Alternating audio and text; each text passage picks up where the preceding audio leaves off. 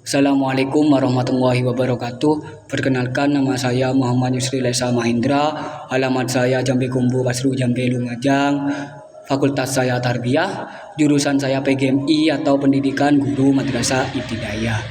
Di sini saya akan menerangkan tentang manajemen SDM dan sarana prasarana pada lembaga pendidikan Islam. Baik, langsung saja. Yang pertama adalah manajemen SDM.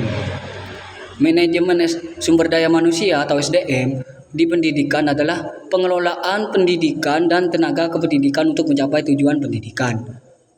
Manajemen SDM di pendidikan dilakukan melalui berbagai kebijakan, kegiatan, dan pertimbangan. Jadi, manajemen sumber daya manusia atau SDM di pendidikan itu memerlukan pengelolaan pendidikan dan tenaga kependidikan biar bisa mencapai tujuan pendidikan. Jadi tenaga dan pengelolaan itu sangat dibutuhkan di lembaga karena ingin mencapai tujuan pendidikan yang ada di lembaga tersebut, begitu. Selanjutnya, manajemen SDM di pendidikan dilakukan melalui berbagai kebijakan, kegiatan, dan pertimbangan. Jadi manajemen SDM atau sumber daya manusia di pendidikan dilakukan melalui berbagai hal. Yang pertama, kebijakan. Kebijakan dalam guru mengambil keputusan pada lembaga. Selanjutnya, kegiatan yang ada pada lembaga dan pertimbangan-pertimbangan yang ada di lembaga, begitu. Jadi sumber daya manusia atau SDM di pendidikan itu sangatlah penting untuk memperkembangkan pendidikan yang ada di lembaga tersebut, begitu. Selanjutnya adalah tujuan manajemen SDM di pendidikan. Tujuan manajemen SDM di pendidikan yaitu yang pertama, mencapai tujuan pendidikan secara efektif dan efisien.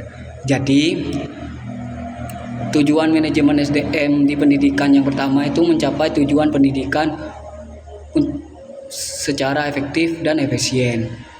Jadi manajemen SDM atau sumber daya manusia ingin mencapai tujuan pendidikan secara efektif dan efisien biar lembaga tersebut mendapat peserta didik yang banyak dan maju seperti biasa, begitu.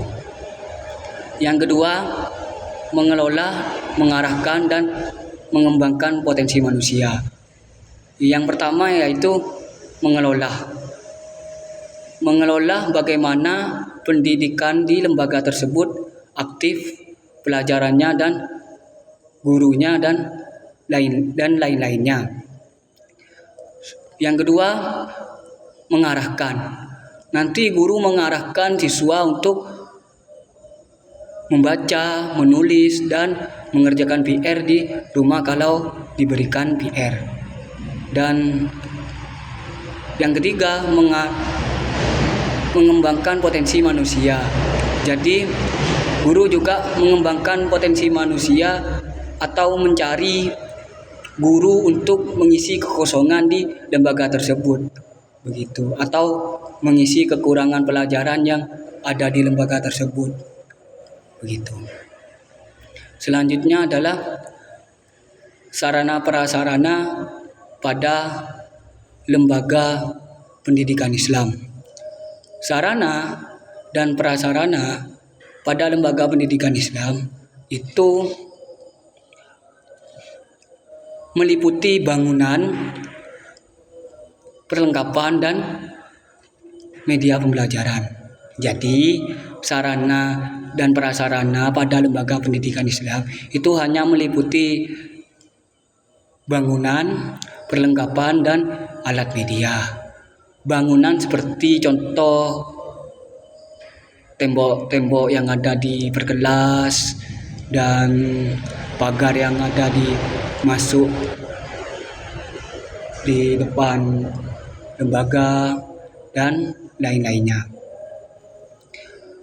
Dan perlengkapan seperti bangku, meja, dan lampu kursi, dan lain-lainnya. Dan alat media seperti proyektor, gambar, dan lain-lainnya yang ada di LKS. Begitu. Jadi sarana prasarana di pendidikan Islam itu sangat penting, karena kalau tidak ada sarana prasarana di pendidikan Islam tidak akan berjalan. Begitu. Selanjutnya adalah sarana. Sarana dibagi menjadi 5. Yang pertama lahan, yang kedua ruang kelas, yang ketiga ruang pimpinan, yang keempat ruang perpustakaan, yang kelima ruang kantin. Jadi sarana itu dibagi menjadi 5. Yang pertama lahan. Lahan itu gunanya untuk upacara, lomba, dan kegiatan lainnya. Dan ruang kelas untuk pembelajaran, praktek, dan lain-lainnya. Yang ketiga ruang pimpinan. Maksudnya ruang pimpinan itu ruang kepala sekolah. Jadi ruang kepala sekolah dan guru-guru lainnya itu dipisah. Ruang kepala sekolah itu ada tersendiri. Begitu.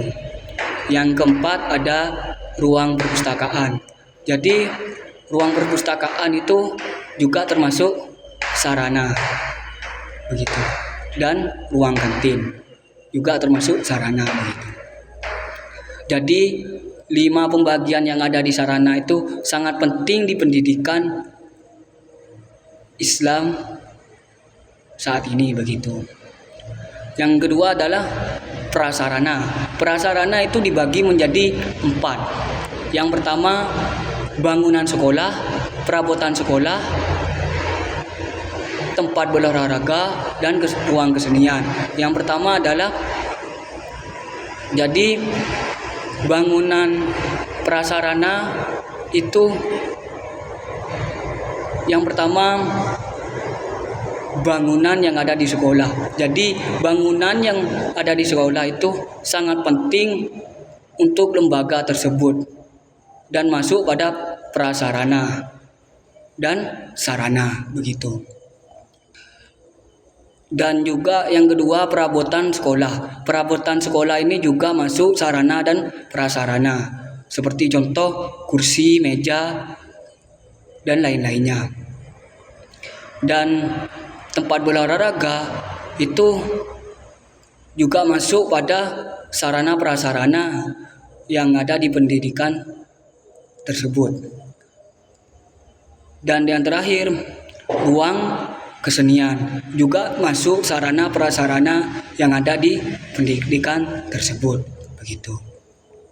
Selanjutnya adalah alat media atau media pembelajaran. Yang pertama, media pembelajaran yang pertama itu dibagi menjadi